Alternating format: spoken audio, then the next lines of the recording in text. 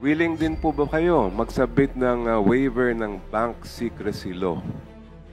Wala naman po akong tinatago pero siguro naman po it's my right to reject po yung request po. Pwede lang po. Pakisagot lang po, willing po ba kayo na mag-waive o hindi? I think wala naman po ako tinatago, Your Honor. Pero I think it's my right not to sign a waiver po. So you're saying that you are not willing to sign a waiver of the bank secrecy law? Yes, Your Honor. Kung magkano yung pera na ipinakita natin? Yung kanina, kasi marami nagte-text lang sa akin. Mamaya na lang po siguro Sige. after the... Okay. Thank you.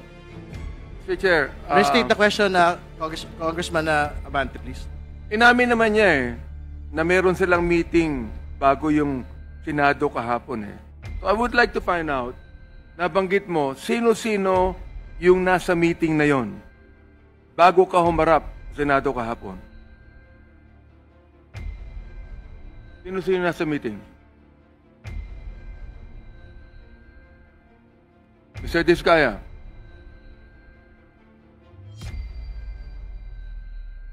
Your Honor, saan po meeting po? Ano po yun? Ang tinutukoy. Binanggit mo kanina nung tinanong kita, over the weekend, did you attend a meeting para pag-usapan ang iyong pagharap sa Senado kahapon? You're under oath, binanggit mo na kasama mo yung asawa mo, lahat na. Di ba? Ayaw mo?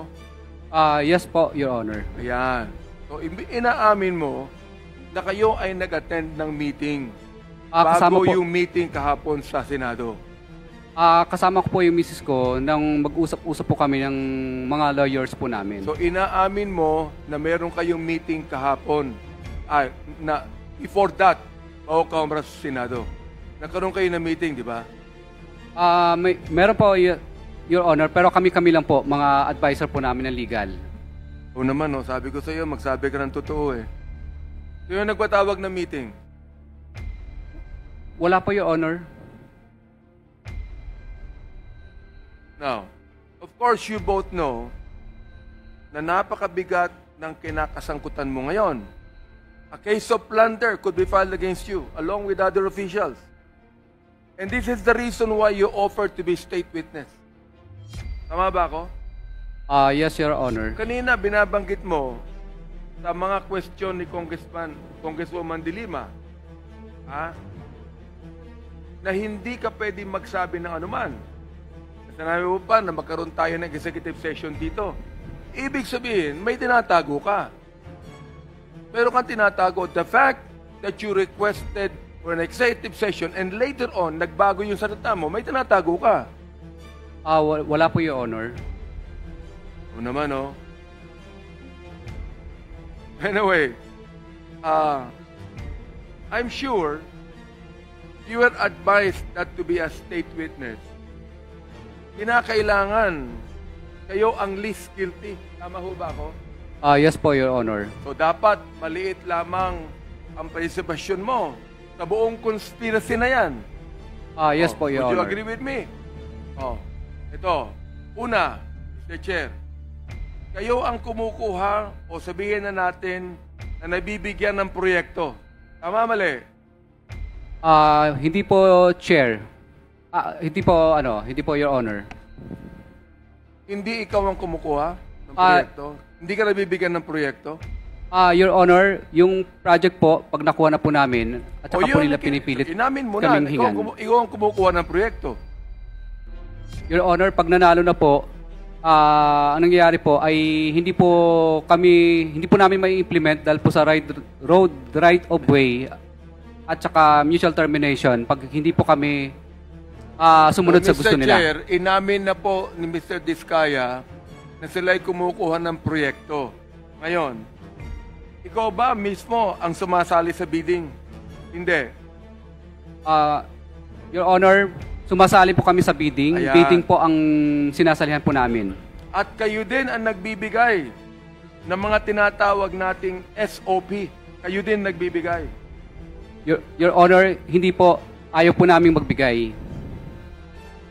Napipilitan lang po kami. Ano yan? Ano yan? Pakiulit. Ayaw po namin magbigay, Your Honor. Pero, ayaw niyo magbigay, pero nakakapagbigay ka. Ayaw mo. Pero nagbibigay ka, tama mali. Your Honor, labag po sa kalooban po namin ang magbigay. Oo nga, Mr. Chair, ha? Labag sa kalooban mo. Pero, nagbibigay ka. Tama o mali? Your Honor, hindi po kami makakakolekta at saka road right of way problem at saka mutual termination po ang kakarapin ng project, hindi po matutuloy. Thank Mr. you. Chair, yun na lamang ang mga katanungan ko, palagay ko, at na nakikita ngayon, ang mga bagay-bagay na dapat po malaman natin. Gusto ko lang pong tanungin, no? Nasaan po ba si Yusek Bernardo? Bakit di siya ba invited dito? I don't think he has been invited. He's no longer with the DPWH. I'd like to make a motion that we issue a subpoena to invite him. I think we I have so to invite moved. him first. We have to invite him first before the subpoena. We will invite him to the next hearing. Right. And according to Section 11, Mr. Chair, Engineer Alcantara is guilty of perjury. I'd like to make a motion that we hold him in contempt. With the request of the very beautiful Congresswoman Janice Garin, I would like to defer the motion. Right. Next interpellator is Congressman Jokno. And then Chairman Chua. Thank you. Thank you, Mr. Chair. Simulan po natin kay Mr. Alcantara. Sa pagkarinig ko po sa mga sinasabi ninyo ay wala kayong kasalanan. Totoo ba yun? Yes, Your Honor. Ibig sabihin nun ay malinis kayo bilang isang lingkod bayan. Yes, Your Honor. Ano po? Ano po? Yes, Your Honor. Yes. At kung sinasabi natin na malinis kayo, ibig sabihin ay hindi kayo nangurakot nung kayo ay district engineer. Yes, Your Honor. At paninindigan mo po yon. Yes, Your Honor. Sino ba ang mas mayaman sa inyo ni Mr. Bryce Hernandez? Kayo o siya? Hindi ko po alam, Your Honor. Hindi ko naman po alam ang assets niya. Doon sa nakikita mong mga suot-suot ninyong mga relo, mga daladalang sasakyan, compared sa inyo sino kaya sa inyong dalawa sa pagkaalam mo? Hindi ko po alam, Your Honor. Okay, balikan Pasensya natin na po. yan. Sabi mo, you're clean, you're not corrupt. So are you willing to produce your salience while you were a district engineer? Yes, Your Honor. May we request, Your Honor, that the statements of assets and liabilities of Mr. Alcantara be submitted to this committee. Willing din po ba kayo magsubmit ng waiver ng bank secrecy law? Wala naman po akong tinatago pero siguro naman po it's my right to reject po yung request niyo po. Pwede lang po. Pakisagot lang po, willing po ba kayo na mag-waive o hindi? I think wala naman po ako tinatago, Your Honor. Pero I think it's my right not to sign a waiver po. So you're saying that you are not willing to sign a waiver of the bank secrecy law? Yes, Your Honor. Alright. Sabi mo nga rin kanina, wala ka naman na tinatago. Are you willing also to sign a waiver of the cell phone records that are in the possession of the telco? Ano bang telco ang ginagamit ninyong kumpanya? Ito po, I think Globe po yata. Globe. Ilan po ang cellphone ninyo? Dalawa po, Your Honor. Dalawa, pareho po siyang Globe. Hindi ko lang po matandaan yung isa po kung smart or ano. Hindi ko lang po Okay. Okay ba sa inyo na mag-sign kayo ng waiver na pwedeng tingnan ng komite yung mga nasa text message at yung mga ibang nilalaman ng inyong telco kung wala naman kayong tinatago? Your Honor, can I ask my my lawyer about it? Sure. Thank you po.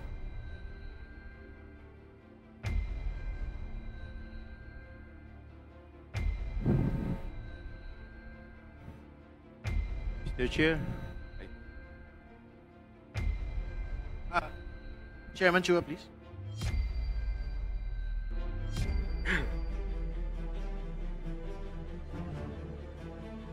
Your Honor, I would like to not to sign the waiver because something personal po at may pampamilya po dyan, Your Honor. Okay po. So Sorry po. Ayaw nyo mag-waive ng bank secrecy, ayaw nyo rin mag-waive ng inyong records sa Telco. Okay lang naman po yan.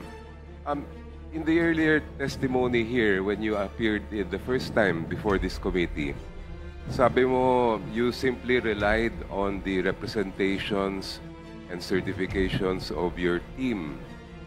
Naalala mo yon? Yes, Your Honor. Sino-sino yung mga sinasabi niyong nasa team ninyo na nirely po daw ninyo? I think project engineer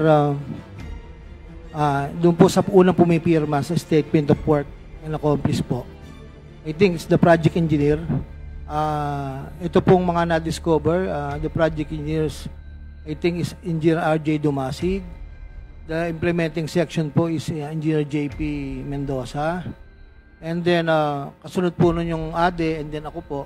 And then when it comes naman po sa payment, it's the accountant who will sign and review before po yung dokumento ay dumating sa akin. Once signed po na accountant, I'll be signing in po, Your Honor. Ano po pangalan ng accountant? Juanito Mendoza po. Mas may nabanggit kayong RD. Ano pong pangalan? Ay, RD? Sorry po, may- JP Mendoza po. Siya po ang implementing section. May I Siya po know- ang pumipirma po sa voucher. Bago po ang accountant, saka bago po ako. So, ilan sila lahat?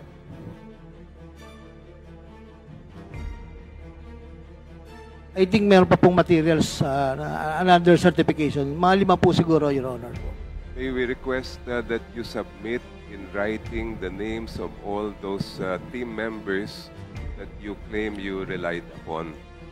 May we know, Your Honor, from the names mentioned earlier, if any of them are present today or have been invited to this committee hearing?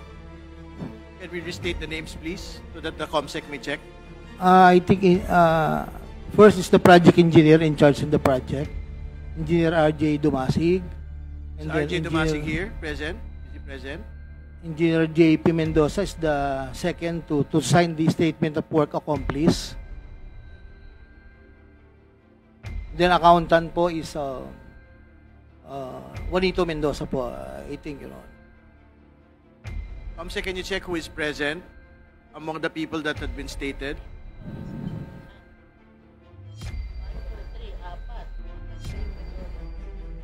Your Honor, may tanong po?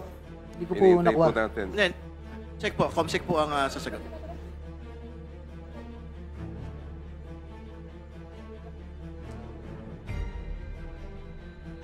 Can you check if the persons mentioned are present, aside from Engineer Bryce, Engineer JP, the other persons mentioned? Can I, sir? RJ Dumasig, is he here? Mr. Chair, RJ is here. Who else? There's one more person I think that has been mentioned. sir, we will just read the names. Can you please stand up to be recognized? RJ Dumasig, Yes, he is here. Alright. Jason Hauco,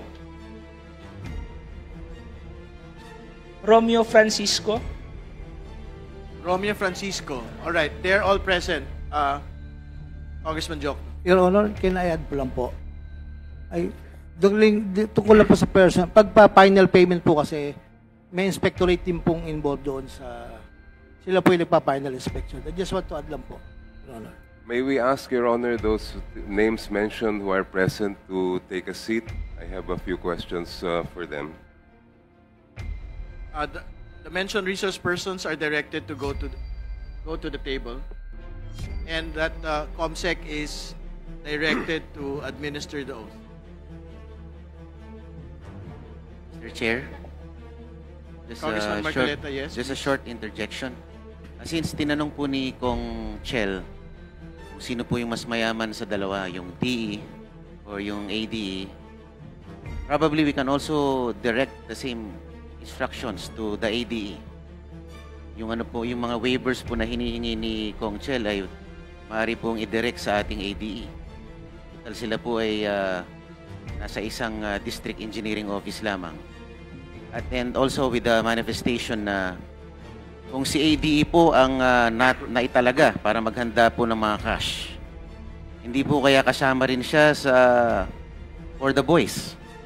Hindi po kaya siya liable din dito. Dahil sinabi po niya kanina, may mga titles na binanggit for Senator Jinggoy and for Senator Joel Villanueva. Baka lingid po sa kaalaman ng mga manonood natin na mga titles po na yan, yung mga flood control mitigation ay nanggagaling mismo sa district engineering offices. Yun lamang po. Salamat po. Thank you. Just a manifestation, We Mr. note, Chair. I manifestation. intend to propound similar questions Yes, to the others. Where the mentioned resource persons, we have to administer the oath to them. COMSEC is directed to do it. May we request Mr. Dumasig, Jason Hauco, and Romeo Francisco to please approach. Please stand up and raise your right hands. Mr. Chair, good afternoon po. On the first hearing po, nag-attend na po kayo. I already administered po my oath. Okay. Thank you. Do you solemnly swear to tell the truth, the whole truth, and nothing but the truth before this committee? Oath has been administered, Your Honor. Right, the answer in the affirmative, Congressman Yokna, please proceed. Thank you, Mr. Chair. Isa lang po ang tanong ko sa inyong tatlo. Nabanggit kanina ni Mr. Alcantara na kaya daw may kasalanan at wala naman daw siyang ginawang mga pagkakamali. He said he relied on your representations. Mr. Chair, good morning. May I ask you to respond to his statement? Good afternoon po, Mr. Chair. Actually po, hindi po ako nabanggit ni Mr. Alcantara. I was recently designated po as OIC District Engineer August 11 po. Your name, please. Engineer Jason Hauco po. All right. I was not even mentioned po by the Henry Alcantara po. Thank Hindi you. po kasama dun sa inspectorate team, Your Honor. Thank you po.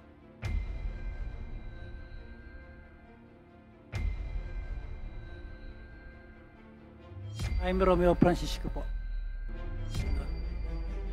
Narinig po ninyo yung tanong ko.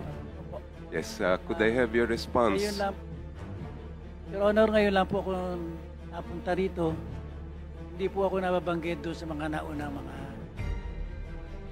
dinig. Ngayon lang po ako napunta rito.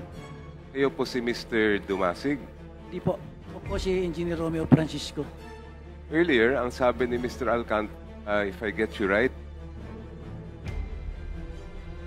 you were relying on the representations and certifications of your team. And then I asked you, sino ba yung team na yon? And you mentioned the names of these persons sitting beside you. Tama ba yun? RJ Dumasig po. I mentioned RJ Dumasig, Engineer JP Mendoza, Assistant D. Bryce used to be my assistant. And then when it comes to payment po, it's the accountant. Pag final payment po, there is inspectorate team to check the project po. Yun po. So yung nandito lang po ay si Mr. Dumasig. Wala po si accountant. I think, yes po. Na-bypass po siya. Same question, sir, to you. What do you say to the allegations of Mr. Alcantara that it's your fault that the certifications were relied upon by him? Yes po, Mr. Chair. Good afternoon po.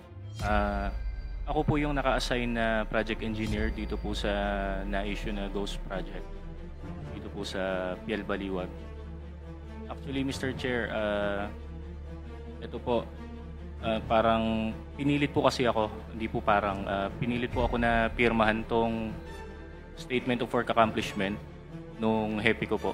So bilang empleyado po nila, sumunod lang po ako sa utos nila. Sabi po nila sa akin, sila na daw po ang bahala doon sa specific project po na yun, Mr. Chair. Sino yung nababanggit niyong hepe? At that time po, si Engineer JP Mendoza po, Mr. Chair. Ano ang relasyon ni Engineer Mendoza? Sino ang hepe ni Engineer Mendoza? Siya po yung construction chief namin. And who does he report to? To ano po, bali may assistant DE pa po, si Bryce Hernandez, tapos si DE Henry na po at that time. Alright, so you are affirming that hindi nyo kasalanan, pinilit lang kayo. Yes, Mr. Chair. Ano yung kapalit kung hindi kayo papayag doon sa sinasabi nilang dapat pirmahan ninyo? Mr. Chair, kasi po may mga evaluation po kasi na ginagawa sa opisina. Possible po na babaan po yung evaluation ko or pwede po akong madestino pag di po ako sumunod. Pwede po akong madestino sa ibang lugar. Ayoko naman pong malayo sa pamilya ko, Mr. Chair. Thank you, sir. Mr. Chair. Kay Mr. Bryce Hernandez, kayo po Yes, ba Your Honor. tanong ko din sa inyo, sino bang mas mayaman sa inyo ni Mr. Alcantara? Kayo po ba o siya? Hindi ko po alam kasi hindi ko rin naman po alam yung resources po ng aking boss. Yun po. Your Honor. Alright. Kayo ba'y willing na mag-submit ng inyong statement of assets, liabilities at net worth Yes dito po, Your sa Honor. committee? Are you also willing to waive the bank secrecy laws para malaman natin kung totoo yung mga binabanggit ninyo? Yes po. Thank you. And nabanggit nyo kanina na kumokontak sa inyo si Sally Santos. Apo. Actually, ako po ang kumokontak sa kanya. Kayo ang kumokontak Yes kay po. Sally. Paano kayo nag-uusap? Nagpa-follow up po ng koleksyon. Anong ginagamit nyo? Cellphone? Paano ba? Ano po? Iba po, minsan po phone, dati po messenger, minsan yun po eh. Alin lang po doon sa dalawa, minsan Viber po. Yun po ang means of communication namin. So, nasa inyong cellphone pa yung mga communications ninyo ni Ma'am Sally? Yung messenger ko po naka-off na po, wala na po kasi akong Facebook kasi po dahil po doon sa mga nangyayari na to, nag-decision po akong alisin po yung Facebook ko po, Your Honor. Yung Viber? Viber, meron po. Nasa inyong phone pa? Ano po yun? Your Nasa Honor? cellphone na pa rin po ninyo yung mga communications ninyo na yan? Yes na po. nasa Viber? Ang pagkakaalam ko po, meron din po, Your Honor. Would you be willing to submit those to the committee so that we can test if your testimony is sufficiently corroborated? Okay lang po bang tanungin ko sa attorney ko, Your Honor? Opo.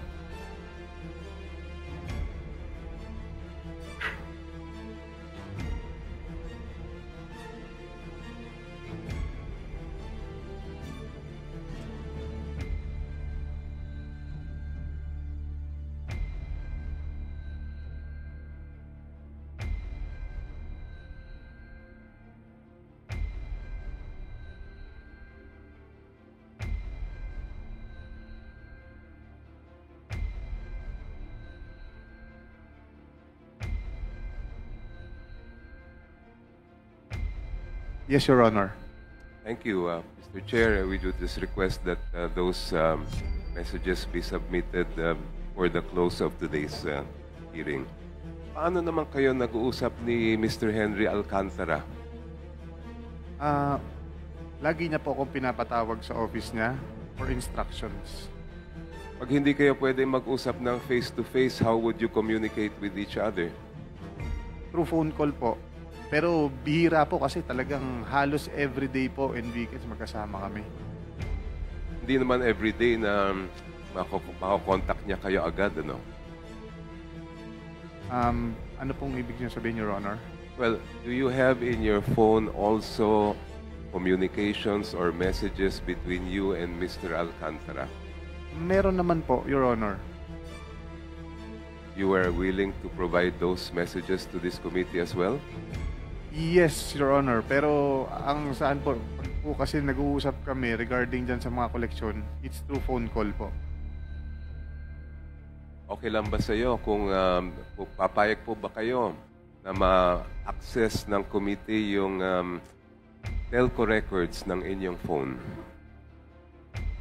Okay lang naman po siguro, Your Honor. Okay lang po. How many cell phones do you have? I have bali 3 po.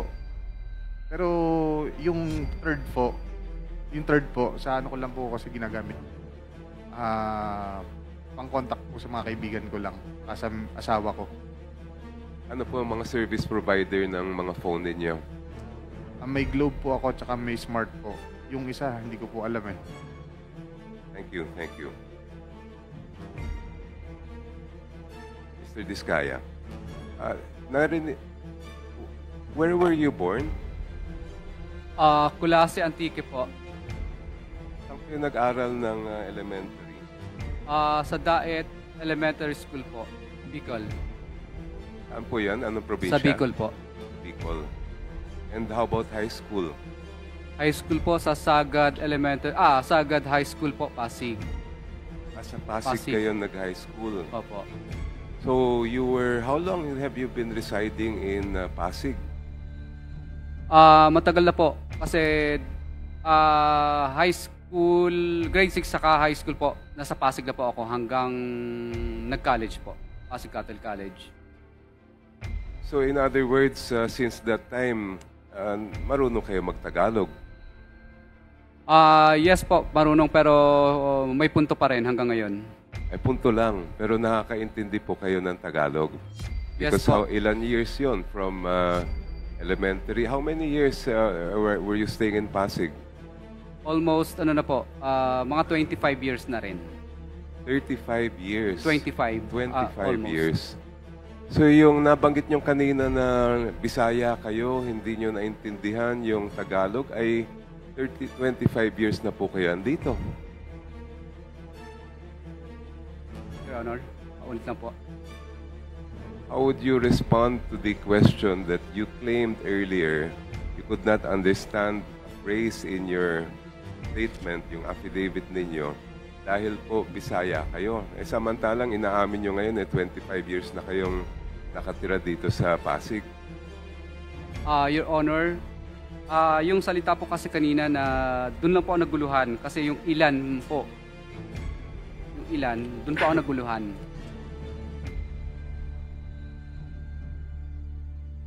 Meron din po kayong nabanggit in your statement. I quote, kadalasan po ang natitira na lang sa amin pag minalas-malas, lugi. Kung swerte naman, minsan 2 to 3%. Pag sinuwerte, 5%. 3 to 5% na lang ang natitira, minsan lugi pa. Your statement refers to your business insofar as flood control projects are concerned. Isn't that right? Yung nilabas ko po na computation is ano po yun, assuming po yun. Kadalasan po nangyayari po sa amin yung mga ganun po. May lugi talaga sa negosyo. May malit akita, minsan kumikita po ng maabot po ng mga minsan 3, minsan pag maganda-ganda yung hindi masyadong malayo ang location, minsan umaabot din naman po ng 5 or 10. Ano yung biggest percentage na kinikita ninyo sa mga project na ganyan? Common po is nasa ano po talaga, nasa 15% talaga. Opo, 15 or minsan 12%. So hindi lang naman 2 to 5 lang ang kinikita ninyo? Yes po, Your Honor. Yeah, I am in a quandary kasi kung sinasabi nga ninyong ganun lang kaliit at kuminsan ay lugi pa kayo, may nakita po akong video na in-interview kayo mag-asawa. Tinanong po kayo nang nag-interview sa inyo, ilan bang net worth ninyo? Tapos naalala ko, kinorek nyo pa yung misis ninyo at sabi nyo nasa 10 or 11 digits. Binilang ko po yung 10 digits to 11 digits ay billions po yun. Do you remember that interview? Yes, Your Honor. Kaya lang, pinalabas pa rin nila kahit kinorek ko po yung misis ko. Ano yung kinorek? Ano yung sinabi mo number? Kasi hindi naman po ganun kalaki talaga. Ano sinabi ng misis ninyo? Kaya lang, pinilay pa rin po ng ng show po. Pinilay pa rin po. Pero, please answer my question, sir. What was the answer of your wife when she was asked how much is your net worth? Parang nagkamali po siya. Parang... Hindi. Ang tanong ko lang, ano po ang sinagot ng asawa ninyo? I'm not asking kung sinasabi mali o hindi. Hindi na po siya sumagot kasi syempre po baka po mapahiya din siya sa show. At ano daw yung sinabi niyo? Sinabi ko hindi naman ganyan kalaki. You're telling us that neither you nor your wife ever said the number 10 or 11 digits ang inyong net worth? Yung profit po ba yan o yung kabuuan? Yung ari-arian po ninyo. Yes, umaabot naman po kung isasama po yung iba pang properties. So umaabot sa, ano yung billions po? Ano po, kasama po yung ano doon, yung properties po. Yes, billions po yun in pesos. So how do you reconcile the fact that you're telling us in your affidavit 2 to 5% lang ang kinikita ninyo, kung minsan lugi pa, pero ang inyong ari-arian ay umaabot na sa bilyones na pesos? Your Honor, 23 years po naming pinagsama-sama pong income po yun. Hindi po siya nangyari po ng year lang po na yun. Mahabang panahon po, 23 years po, Your Honor. Ngayon, nagsimula po kayo mag-flood control projects sa 2016. Tama po ba yun? Your Honor, hindi po. Nagkaroon na po kami ng paunti-unting flood control. Panahon pa po ng President Gloria Arroyo pa po. Saka panahon pa po ni President Pinoy po. Paunti-unti. During the past administration, how many projects or more or less how much worth of projects were you awarded during the previous administration, not this one? Hindi ko na po masyadong matandaan, Your Honor, yung mga nakaraang administration. Basta accumulated po, medyo marami-rami na rin po. Or ano po, from 2012. Are you willing to provide this committee with the information of how many, where, and how much each of these projects were that were awarded during from 2016 to 2022? Yes, Your Honor. Yes, may we ask Mr. Chair that that be submitted. Kaya po ninyong may submit yan na by tomorrow? Your Honor, mukhang mahihirapan po. How many days do you need then? Mga 5 days po. Just one more, if I may, Mr. Mr. Chair. Mr. Chair, may I be recognized for just one, just related to the question of Congressman Jokno? Wait, can he finish na lang po? I think you're almost done, ano? Congressman Jokno. Well, I have no more questions of Mr. Diskaya. I just have 1 or 2 questions of Mr. Lubiano, if I may, Mr. Chair. But perhaps if the Congressman Abante Last would question like na po to... siguro, Congressman Jokno. Mr. Lubiano po, nandito po ba siya? 2 things. Just 2 things, Mr. Chair. Sige po. Una, diniscuss po ni Congressman Jokno that Diskaya is only involved in flood control. When Mr. Diskaya is not only involved in the flood control projects, but in many projects since the time of President Arroyo. Am I right, Mr. Diskaya? Yes po, Your Honor. Let me ask you, how many projects? Because you forgot to mention, you mentioned Noynoy, you mentioned GMA, you forgot to mention Duterte during the time of Duterte, which ikaw din ay contractor. Am I right? Yes po, Your Honor. So how many projects did you do? Not only flood control projects, how many projects did you do during the time of the previous administration and how many years? Your Honor, okay lang po ba? I-calculate ko po yung mga documents po nung list ng mga projects. Hindi ko po masyadong ma-identify sa ngayon lahat.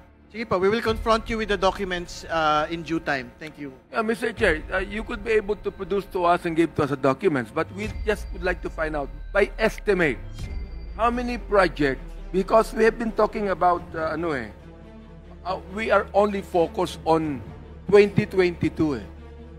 We would like to find out, Mr. Diskaya has admitted Mr. Chair, that he has been a contractor since the time of President Arroyo, President Noynoy Aquino, and of course, the former administration. So by estimate, Mr. Chair, I'd like to ask Mr. Diskaya, how many projects did you have during the time of the previous administration, and how many years and how much with the project? Previous administration po, hindi po siya ganun karami. Hindi po ganun karami. Well, sabihin mo sa amin kung magkano. Actually, parang umaabot lang po yata ng estimated ko parang ano po, baka siguro po, umaabot po siguro mga 2+ billion po yata. 2 billion. I was told that you were the number 1 contractor in the previous administration. Yung data po, Your Honor, na nasa PCIJ, hindi po confirm po yun. Hindi po. Parang pinagsama po yung panahon po ng previous administration ni Pinoy po. Ipapaalala ko sa iyo, Mr. Chair, under oath ka pa rin, ha? Alright. Now, we were told that you were the number 1 contractor during that time. Do you admit that or not? You said you have 2 billion. 2 billion flood control projects. How about the other projects you had? Your Honor, basta accumulation po. Kaya po naging number 1 po nung panahon na yun. Accumulation po yun nung mga yung mga ano po, previous administration po ng well, you better submit Hindi yan totoo. Hindi yan totoo. Accumulation, edi ipa-plus mo lang yung 2010 to 2016 plus 2016 to 2022. Hindi ba? Ang pinag-usapan dito 2016 to 2022 eh. Oo. Magkaibang total yun eh. Sa dami mo ng pera, hindi ka marunong mag-arithmetic. Pwede ba yun? Huwag niyo kaming pinagloloko dito, ha? Mr. Diskaya, okay, anyway. Nakikinig po ba kayo? Sige po, we will confront him. Ang dami niyong sasakyan. Pinagmamalaki niyo mga sasakyan niyo.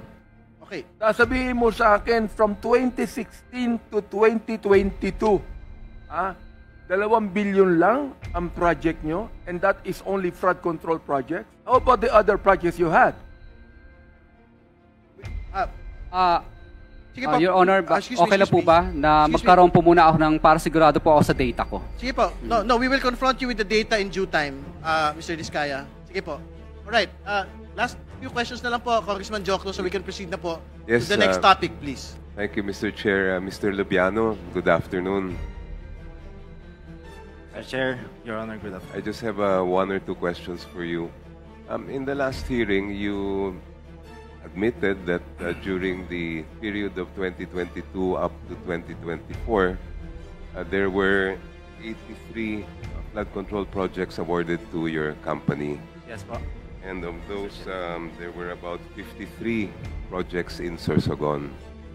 Tama po yan, ano? Naalala niyo yun? Yes po, kasi po taga dun po. Yes.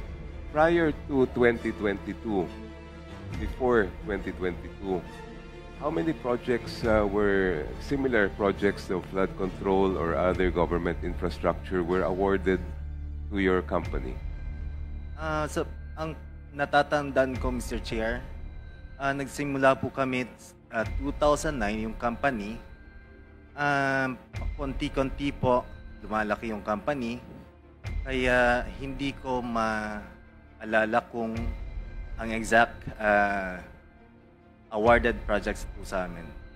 So, palagi po kaming sumasali sa mga biddings, lalong-lalo na po sa Sorsogon or sa Bicol, kasi po taga doon po kami. Mas madali po sa amin magpatrabaho po.